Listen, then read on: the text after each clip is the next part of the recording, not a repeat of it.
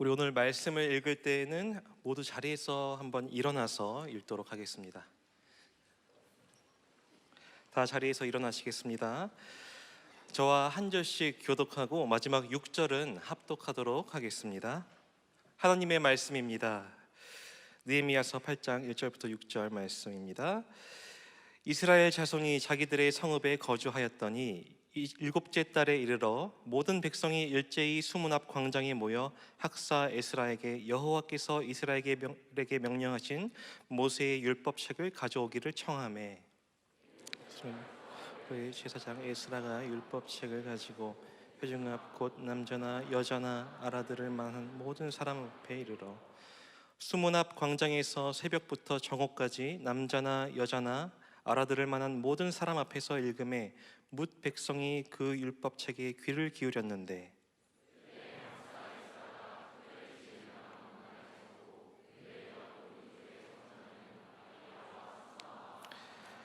우리야와 힐기야와 마아세야요, 그의 왼쪽의 선자는 브다야와 미사엘과 말기야와 하순과 하스바다나와 스가랴와 무술람이라. 에스라가 모든 백성 위에 서서 그들을 목전에 책을 펴니 책을 펼 때에 모든 백성이 일어서니라.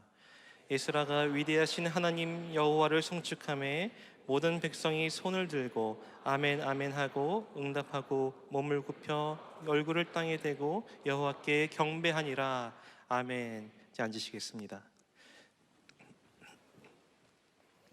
제가 한번 기도하겠습니다.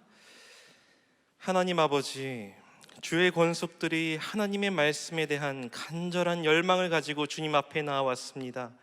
이 시간 성령께서 역사하여 주사 우리 들을 귀를 활짝 열어주시고 선포되는 말씀을 통해 주의 임재를 충만히 경험하게 하옵소서. 우리 모두 주님의 기뻐하시는 뜻을 쫓아 살고자 삶의 변화들을 갈망하오니 말씀으로 우리를 새롭게 변화시켜 주옵소서. 예수님의 이름으로 기도합니다. 아멘. 우리는 느헤미야서를 통해 하나님의 백성의 회복의 그림을 지금 보고 있습니다.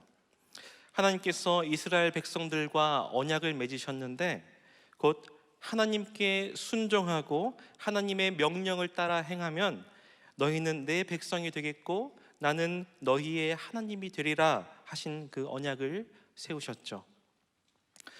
그러나 이스라엘 백성들이 반복적으로 배교하며 하나님과 맺은 언약을 소홀히 했고 하나님을 마음에 두기 싫어하면서 그들의 죄에 따른 보응을 받게 됩니다.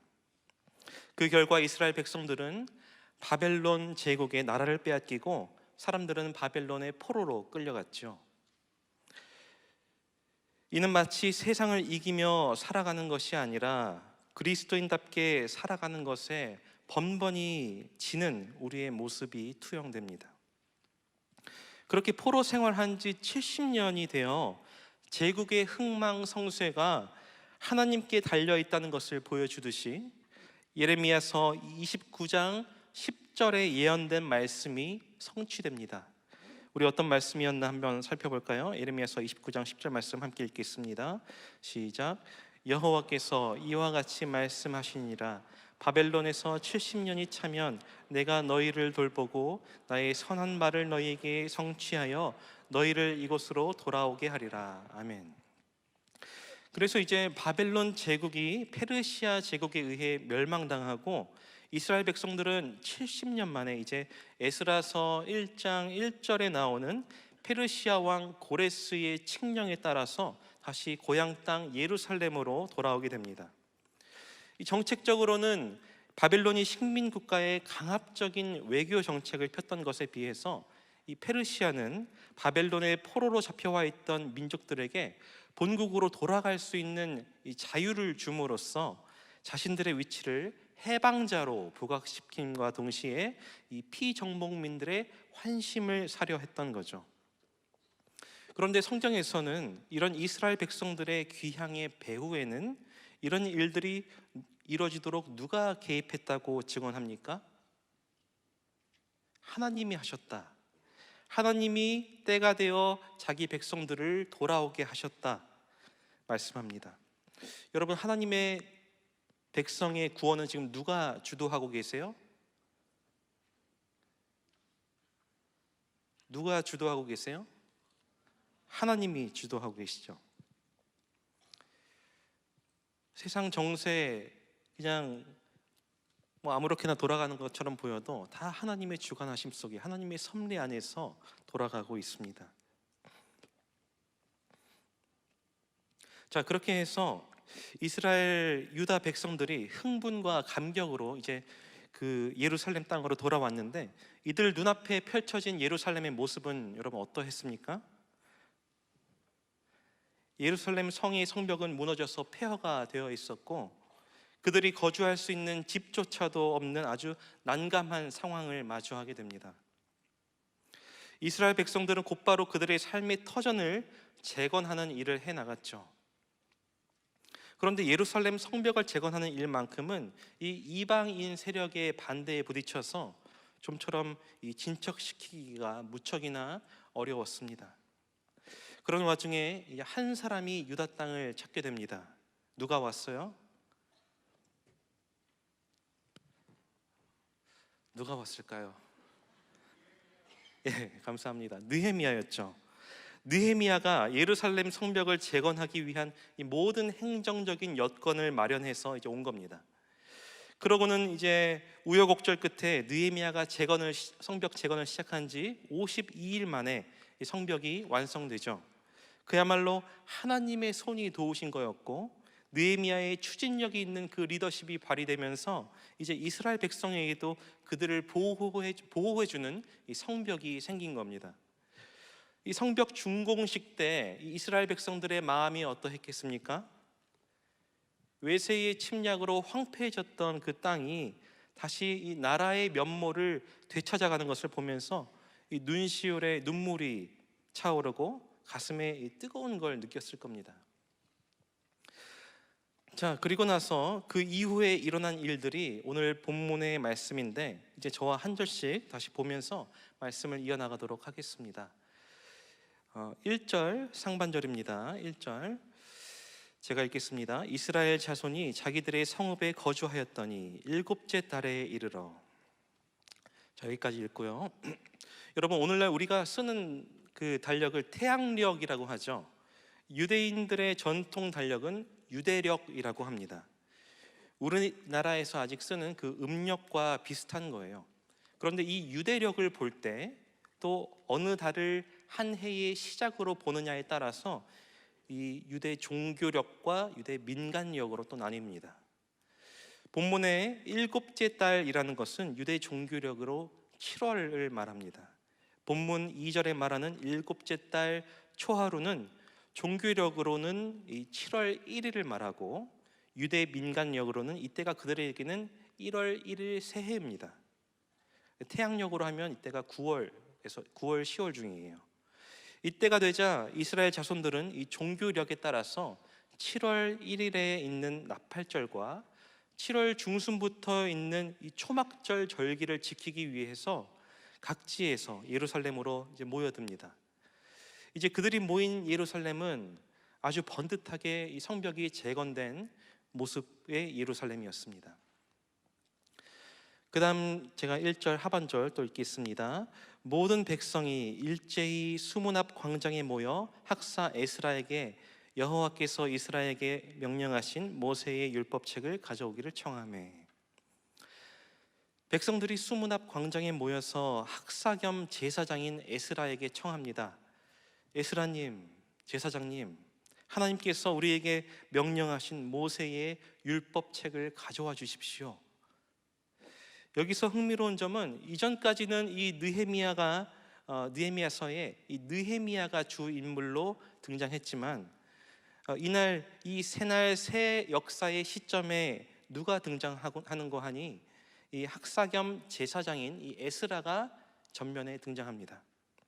기억나시죠? 느헤미야는 평신도 지도자였고 에스라는 종교 지도자였죠.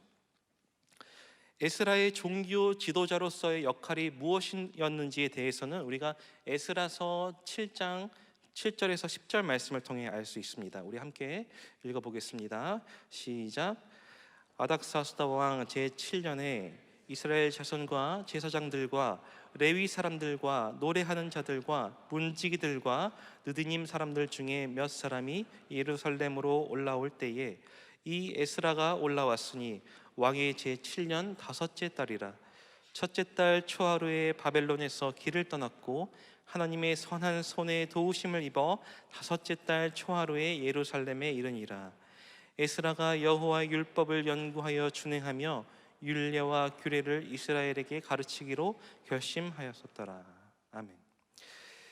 에스라가 예루살렘에 온 목적이 뭐였어요? 10절 말씀에 에스라가 여호와 율법을 연구하여 준행하며 율례와 규례를 이스라엘에게 가르치기로 결심하였더라.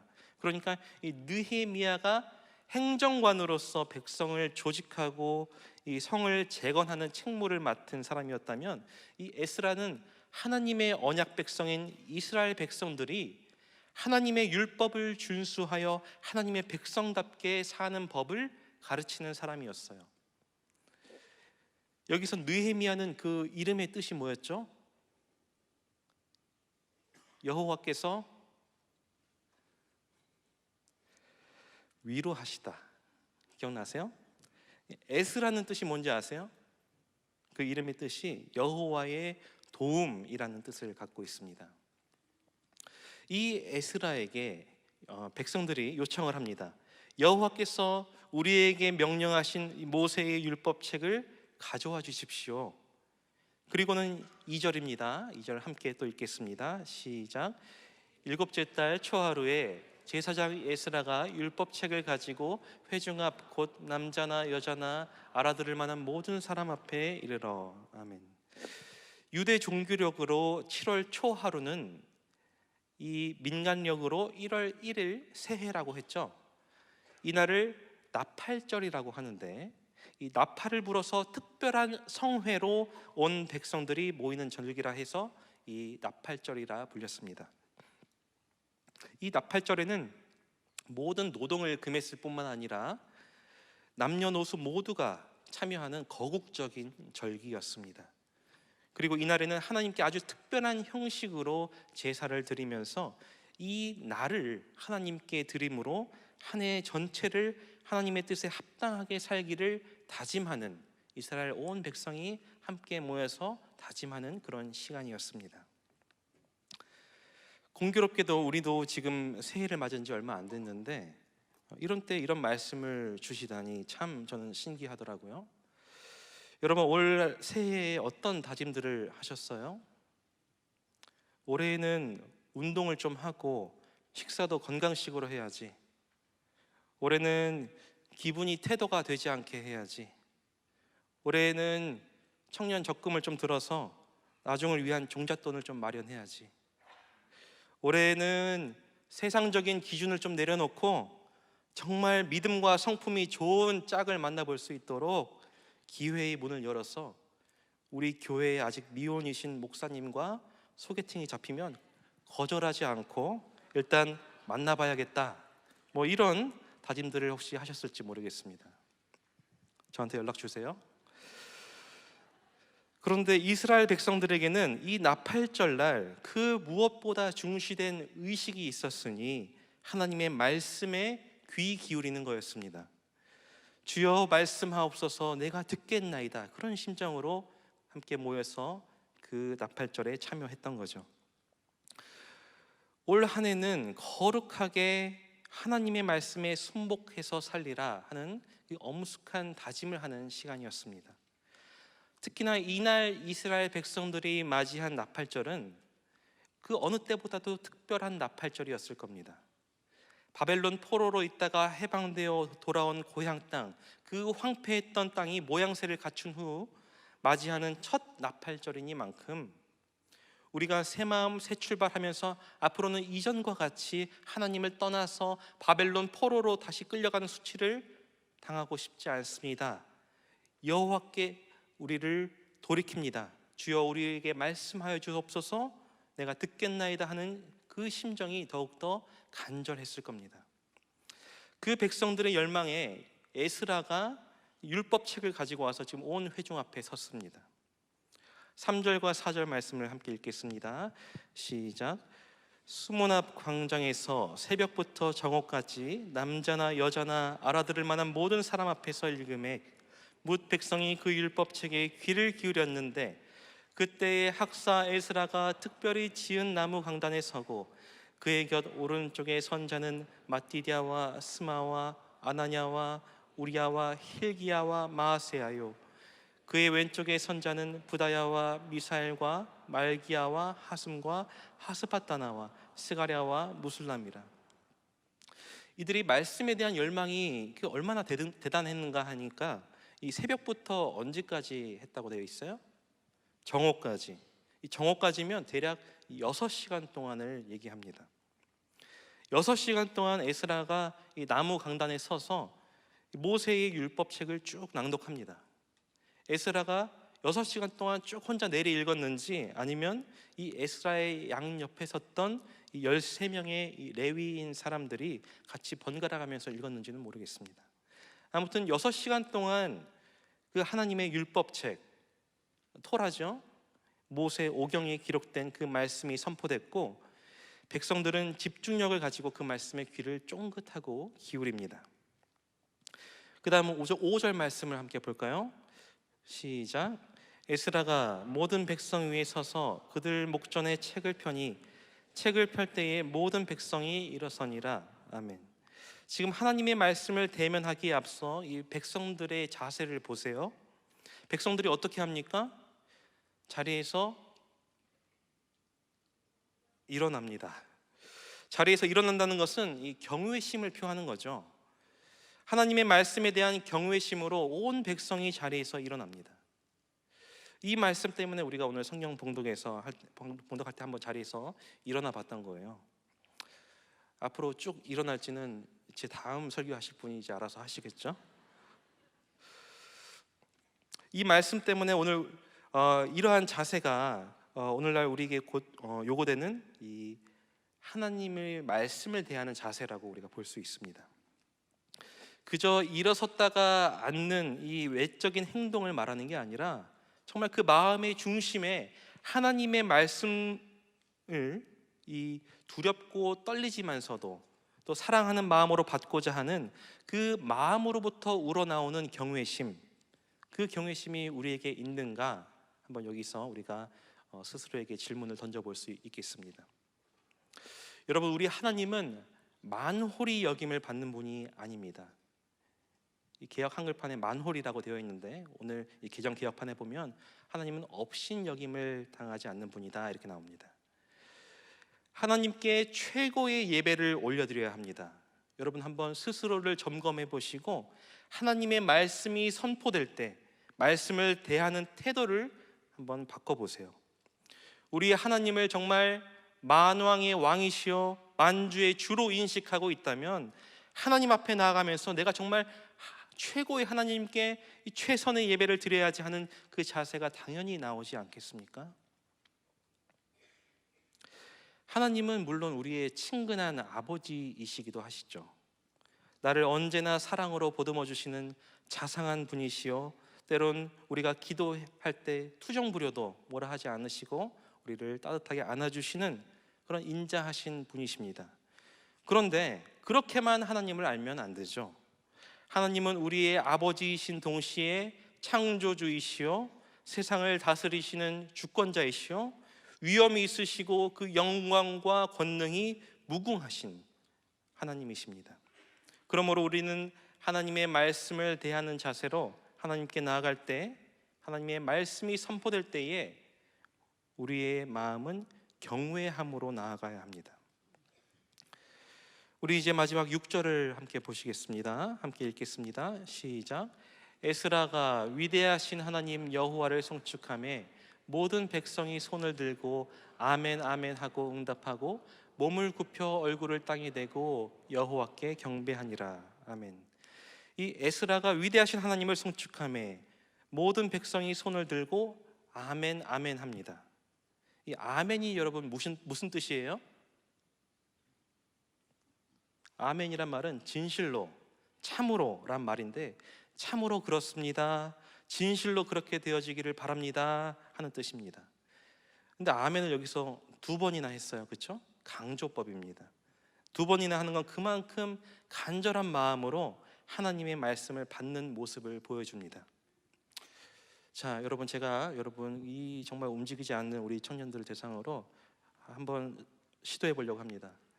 여러분도 한번 아멘 아멘 한번 해볼까요? 아멘 아멘. 자, 제가 말을 할 테니까 여러분 아멘 아멘으로 한번 받아보세요.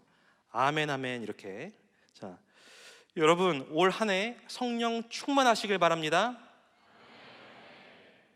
네, 이 템포가 아멘 아멘 이렇게 됩니다. 아멘 아멘. 자, 다시 계속요. 여러분 올 한 해 하나님의 말씀으로 인도함 받고 하는 모든 일이 주 안에서 형통하길 바랍니다. 네 하는 분도 있는 것 같은데. 여러분 올 한 해 더욱더 기백 있는 믿음으로 하나님을 기쁘시게 해드리기를 바랍니다. 여러분 2033년까지 대한민국의 50% 민족 복음화가 이루어지기를 함께 소망합니다. 이 됐습니다. 여러분 하나님의 말씀을 아멘으로 받으셔서 하나님의 말씀으로 인도함 받고 응답받는 한 해 되시길 소망합니다. 자, 이제 마지막으로 우리가 살펴보려고 하는 게 있습니다. 이스라엘 백성들에게 6시간 동안 주어진 말씀의 내용이 과연 무엇이었을까 하는 겁니다. 성경에는 그냥 이 모세의 율법책을 낭독했다 말씀하는데 선포된 말씀의 이 주된 내용이 무엇이었을까 하는 겁니다. 성경 전반에 걸쳐서 우리는 언약의 신실하신 하나님을 발견합니다. 율법책 낭독을 통해서 선포되는 이 내용도 우리 하나님은 언약의 신실하시다 하는 위로의 내용이었을 겁니다. 하나님께서 사람과 언약을 맺으시고 이스라엘 백성들이 그 변치 않는 그 언약을 기억하고 지키면서 살도록 하기 위해 신명기 6장에는 다음과 같은 유명한 외침이 있습니다. 쉐마 이스라엘. 여러분 한번 따라해 봅시다. 쉐마 이스라엘. 이게 무슨 뜻이냐면 이스라엘아 들으라 하는 뜻입니다. 쉐마 이스라엘. 그리고 이어서 그 유명한 말씀이 나옵니다. 이스라엘아 들으라. 우리 하나님 여호와는 오직 유일한 여호와이시니 너는 마음을 다하고 뜻을 다하고 힘을 다하여 내 하나님 여호와를 사랑하라. 아멘. 이처럼 나팔절날 이 이스라엘 백성들에게 쉐마 이스라엘 하면서 외쳐진 이 말씀으로 인해 이스라엘 백성들은 대성통곡합니다. 하나님의 끊이지 않는 사랑의 말씀을 통해 그 사랑을 재확인하면서 전날에 하나님을 떠나 살려고 했던 것에 대한 회개가 그들 가운데 일어나게 됩니다. 여러분 이제 말씀을 맺겠습니다. 사랑하는 여러분, 우리 청년부 공동체가 하나님의 말씀을 경외하여 하나님 앞에 바로 서는 청년 공동체 되길 간절히 소망합니다. 우리 쉐마 이스라엘, 쉐마 사랑의 교회 청년부, 인자와 자비가 풍성하시며 우리를 온전케 하시는 하나님의 말씀 앞으로 여러분이 경외심을 가지고 앞으로 말씀을 청종하시길 부탁드립니다. 여러분 한 사람 한 사람 작년보다는 올해 더 하루하루 승리하는 날이 많아지길 축복합니다. 매주 주일 와서 오늘도 패배했네 그러지 말고 이제는 좀 한 주간 주님 승리의 한 주를 보냈습니다. 승리하게 해주셔서 감사합니다. 그런 고백을 할 수 있는 그런 기백 있는 믿음을 가진 우리 청년들 되길 간절히 소망합니다. 하나님의 말씀은 말뿐이 아니라 능력이 있습니다. 히브리서 4장 12절에 말씀한 것과 같이 하나님의 말씀은 살아있고 활력이 있어 좌우의 날선 어떤 검보다도 예리하여 혼과 영과 및 관절과 골수를 찔러 쪼개기까지 하며 또 마음의 생각과 뜻을 판단하나니. 아멘. 하나님의 말씀은 문자에 머무르지 않습니다. 말씀 그 자체에 능력이 있어서 하나님께서 말씀하시면 그 어수선해져 있던 삶이 질서 있게 변화할 겁니다. 그리스도인의 삶은 무엇으로부터 변화의 동인을 찾는가? 바로 하나님의 말씀입니다. 새해를 시작하며 하나님의 백성은 무엇으로 사는가 얘기할 때 하나님께서는 분명히 말씀에서 이렇게 말씀합니다. 저와 함께 이 마지막 말씀을 큰 소리로 읽고 끝에는 아멘 아멘 하면서 마무리하도록 하겠습니다. 신명기 8장 3절 말씀입니다. 함께 읽겠습니다. 시작. 너를 낮추시며 너를 줄이게 하시며 또 너로 알지 못하며 내 조상들도 알지 못하던 만나를 내게 먹이신 것은 사람이 떡으로만 사는 것이 아니요 여호와의 입에서 나오는 모든 말씀으로 사는 줄을 내가 알게 하려 하심이라. 아멘 아멘.